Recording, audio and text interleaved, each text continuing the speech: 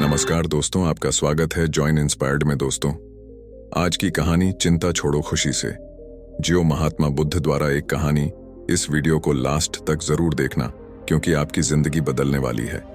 एक समय की बात है, गौतम बुद्ध ने अपने शिष्यों को सिखाया कि चिंता छोड़कर खुशी से जीना ही सबसे बड़ी धरोहर है। एक दिन एक युवक ने उससे पूछा, कैसे छोड़ें चिंता? बुद्ध ने हंसते हुए कहा, जैसे बुद्धिमान ओस बूंदें पत्तियों को छोड़ती है, वैसे ही तुम्हें चिंता छोड़नी चाहिए। सच्ची खुशी सिर्फ यहाँ और अब में है, इसे अनुभव करो और जीते रहो। उस दिन से उस युवक ने चिंता को छोड़कर खुशी से जीना सीखा। एक गुरु का शिष्य बहुत बातूनी था। वह हर समय बातें करता रहता था, दिन भर इधर उधर की बातें करता रहता था और आश्रम के अन्य शिष्यों को सुनाता है। एक शिष्य को गालियां देता है, वह गपशप करता है और दूसरों के साथ अच्छा व्यवहार करने की कोशिश करता है। अपने मुंह से अपनी प्रशंसा करता रहता है और हमेशा अपने आप को गुरु के सामने सबसे बुद्धिमान और सिद्ध शिष्य साबित करने की कोशिश करता है। अपने को सभी शिष्यों से अलग और श्रेष्ठ मानते थे। उन्होंने कहा कि मैं एक अमीर परिवार का लड़का हूं। अगर मैं चाहता तो एक आरामदायक और शानदार जीवन जी सकता था, लेकिन मैं वह सब छोड़कर यहाँ आया क्योंकि मुझे सच्चाई की तलाश है। मैं खुद को जानना चाहता हूँ, मैं जीवन को जानना चाहता हूँ, इसलिए मेरा यज्ञ सबसे बड़ा है। एक दिन के पुजारी ने सभी शिष्यों को आश्रम में बुलाया और कहा कि आप सभी को अगले 1 महीने तक कुछ संकल्प लेना है। इससे आपका संकल्प मजबूत होगा और आप में आत्मबल का संचार होगा। आप सभी अपनी क्षमता के अनुसार कोई भी संकल्प ले सकते हैं और 1 महीने के पहले आप में से जो कोई भी अपने संकल्प को भंग करता है, वह अपनी पुरानी दिनचर्या में वापस चला जाता है। सभी शिष्यों ने अपनी शक्ति के अनुसार बड़े या छोटे संकल्प लिए और गुरु को अपना संकल्प बताकर वहां से चले गए। लेकिन बातूनी शिष्य अपने को सबसे अलग और बड़ा दिखाना चाहता था।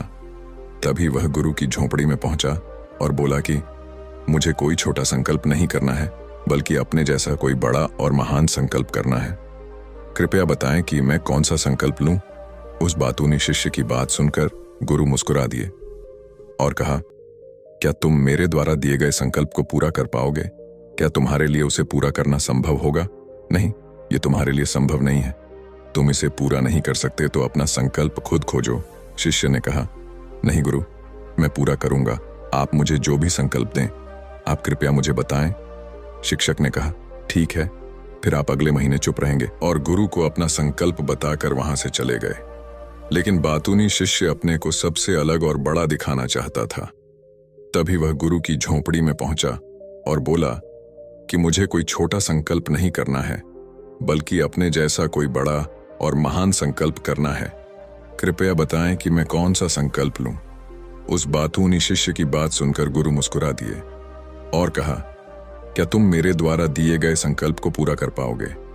क्या तुम्हारे लिए उसे पूरा करना संभव होगा? नहीं, यह तुम्हारे लिए संभव नहीं है। तुम इसे पूरा नहीं कर सकते तो अपना संकल्प खुद खोजो।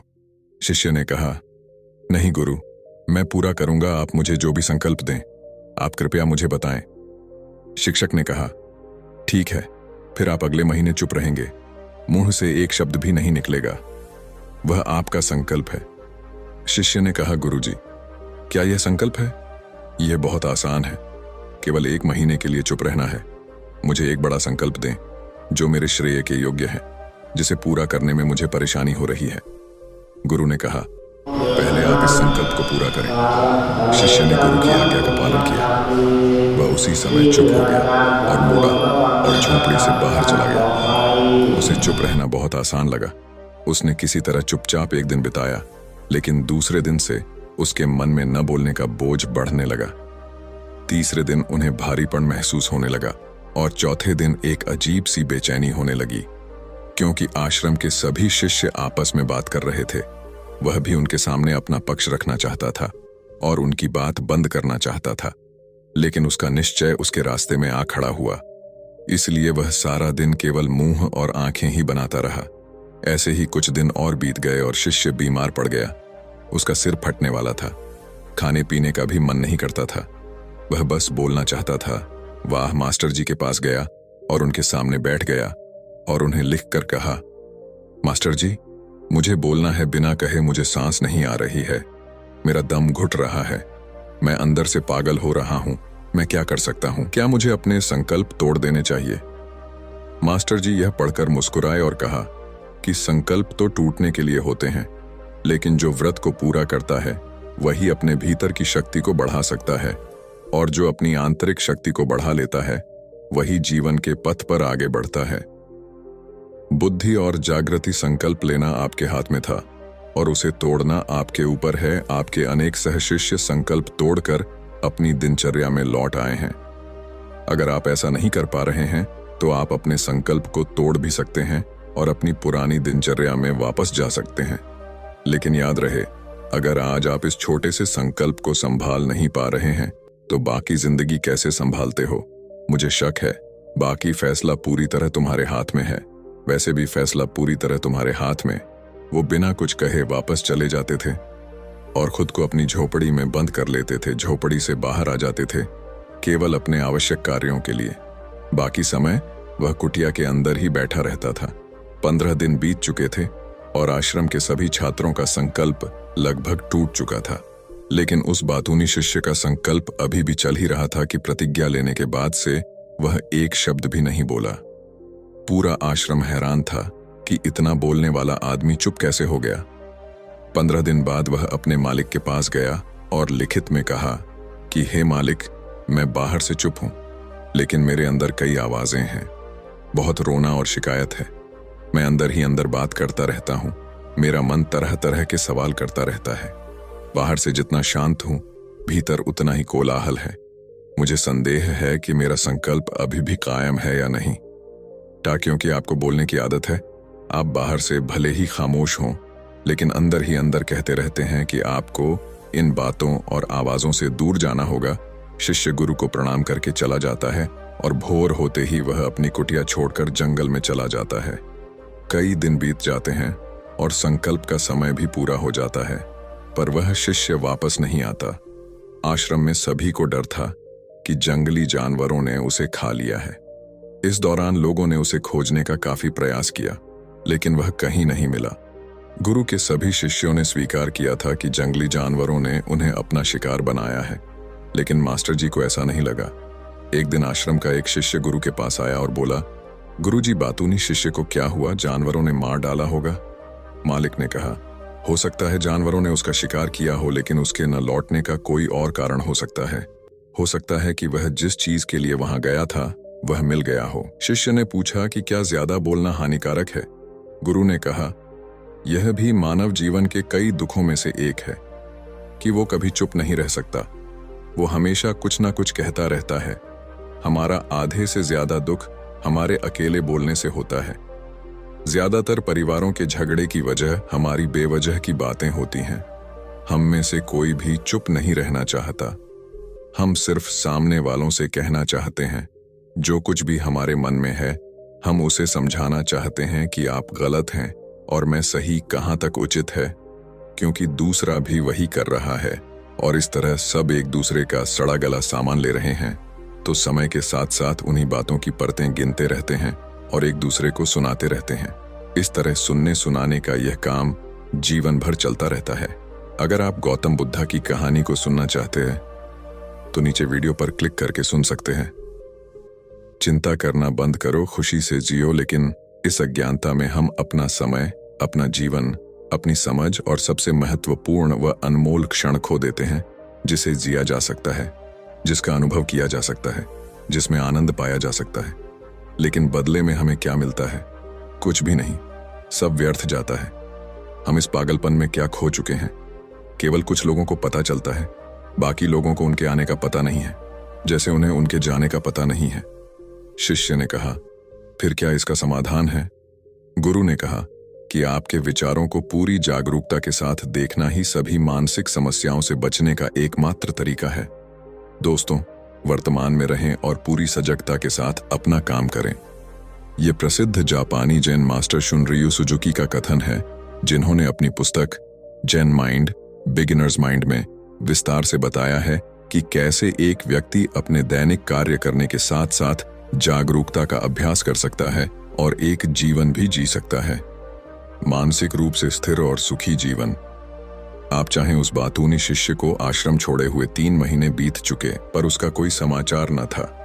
अब तक सब सह शिष्य भी उसके लौटने की आशा छोड़ चुके थे, लेकिन एक दिन वह आश्रम लौट आता है।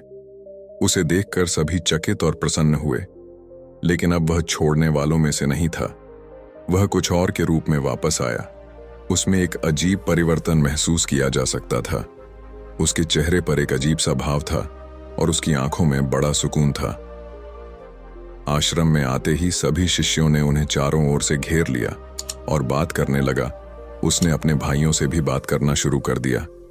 जितने भी शिष्य उससे बात करते थे, उन्हें लगता था कि वह पहले की तरह बड़बोले और बातूनी नहीं थे। उनके मुख से निकला एक एक शब्द बड़े ही मधुर और ध्यान से निकला।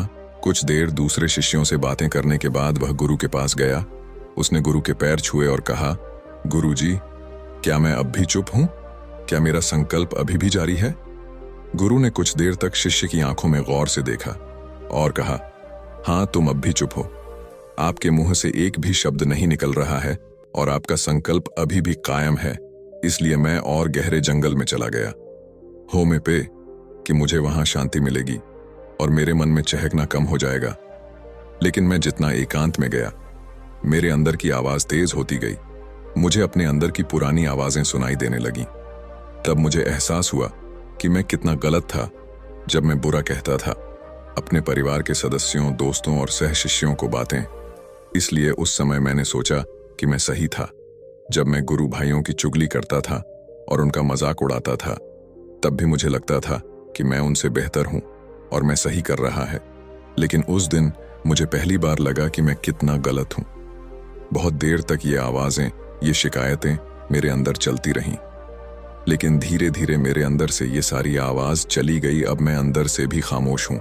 उस घने जंगल में बाहर से बोलने वाला कोई नहीं था और भीतर कोई आवाज नहीं बची थी। उस दिन पहली बार मुझे मौन का सही अर्थ समझ में आया।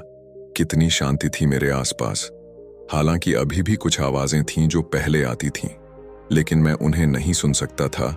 लेकिन अब मैं उन सभी आवाजों को स्पष्ट रूप से सुन सकता था। जो हवा की आवाज, पक्षियों के चहकने की आवाज, बहते पानी की आवाज, भौरों की गुनगुनाहट की आवाज मैंने पहली बार पूरे होश में सुनी। मैंने अपने आसपास इतनी शांति कभी महसूस नहीं की। आप पहली बार हैं जब मैंने शांति भंग करने के लिए अपने मुंह से एक शब्द निकाला है। मैं चिल्लाया हूं, हे भगवान, ये किस प्रकार की शांति है? सब कुछ इतना शांत क्यों है? क्या हुआ? लेकिन मेरे चिल्लाने पर भी कि शांति भंग नहीं हुई। सब कुछ वैसा ही है जैसा बाहर पहले भी सन्नाटा था और अंदर भी। हे मालिक, मैंने अपने गुरु भाइयों से बात की, मैंने आपसे बात की। मैं बोल रहा हूं, मैं चल रहा हूं, मैं सब कुछ देख रहा हूं, लेकिन मैं अंदर से बिल्कुल अकेला हूं। मैं चुप हूं, भीड़ में भी हूं, मैं अकेला हूं और अंदर से अकेला हूं। मैं तब भी अकेला हूं जब मैं अपने आप में शोर मचाना चाहता हूं। अब सब कुछ दिखाई देता है, सब कुछ सुना जाता है। गुरु ने कहा, जब तक बाहर बातें करते रहेंगे, भीतर अशांति होगी। जिस दिन हम अपने भीतर की ओर मुड़ेंगे तो हमारे मुंह से जो भी निकलेगा हम शांत रहेंगे। दुनिया में जितनी भी बुराइयां हैं, वे ज्यादातर हमारे बोलने से ही पैदा होती हैं, क्योंकि हम चुप नहीं रहना चाहते। हम जरूरत से ज्यादा बात करते हैं। हम दूसरे व्यक्ति की बात नहीं सुनना चाहते हैं, बल्कि चाहते हैं कि वह बात करना बंद कर दे। हम उसे बताना चाहते हैं कि मैं कौन हूं। हम उसे अपनी सारी क्षमताएं दिखाना चाहते हैं। बस यही हमारे जीवन का उद्देश्य रह जाता है। कभी एक दूसरे को सुनना नहीं चाहते, समझना नहीं चाहते। उन्होंने कभी चुप रहना नहीं सीखा, क्योंकि खामोश रहने से ही वो खुद को छोटा महसूस करते हैं। दुनिया के सारे युद्धों की वजह हमारी ही बोलती है।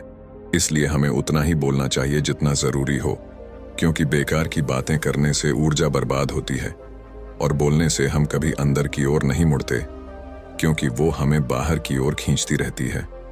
और क्या क्या इस दुनिया के अलावा कोई बाहर है? लेकिन अगर हम अपने भीतर की दुनिया की ओर मुड़ना चाहते हैं तो इस मुंह को बंद रखना चाहिए। इसलिए जो सभी प्रबुद्ध हो गए हैं ना, बोलना पड़े ना ज्यादा सुनना पड़े, वे अकेले रहें और शांत रहें, ताकि वे आसानी से भीतर की यात्रा कर सकें। लेकिन कोई चाहे तो इस दुनिया में रहकर भी एकांत में रह सकता है, शांत रह सकते हैं, लेकिन इसके लिए उन्होंने अपनी ऊर्जा बचाई होगी, जिसे वे व्यर्थ की बातों में बर्बाद कर रहे थे। दोस्तों, इस कहानी की सीख ये है कि व्यर्थ बोलने से आपकी ऊर्जा नष्ट होती है और ऐसा कहना हमें वापस भीतर नहीं जाने देता, क्योंकि यह हमें बाहर की ओर झुकाए रखता है। और जो अपने भीतर यात्रा करना चाहते हैं उन्हें अपना मुंह बंद रखना चाहिए। मुझे आशा है कि आपको यह कहानी पसंद आएगी और आपको बहुत कुछ सीखने को मिला होगा। धन्यवाद। आपको यह पोस्ट वीडियो कैसी लगी? अपनी राय नीचे कमेंट बॉक्स में जरूर देना।